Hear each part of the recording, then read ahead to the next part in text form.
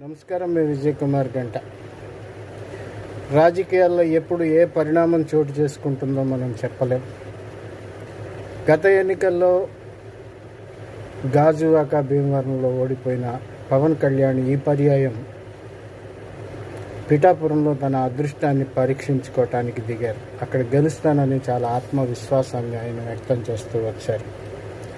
బహుశా మారిన రాజకీయ పరిణామాలను గమనించినప్పుడు ఇప్పటి వరకు ఆయన ప్రత్యర్థి వంగ గీతకు ఉన్నటువంటి జనాదరణ క్రమంగా తగ్గుతూ వస్తుంది. ఆయన ఆత్మవిశ్వాసమే ఆయన్ని గెలిపించే అవకాశాలు స్పష్టంగా కనపడుతున్నాయి. 30 నుంచి 1,00,000 ఓట్ల మెజార్టీతో గెలుస్తారనే వాదన నిజం కాకపోయినా పిఠాపురం పీఠం పవన్కే దక్కే అవకాశాలు సుగమం అయ్యాయి. ఫలితాలు ఎలా ఉంటాయో చూడాలి.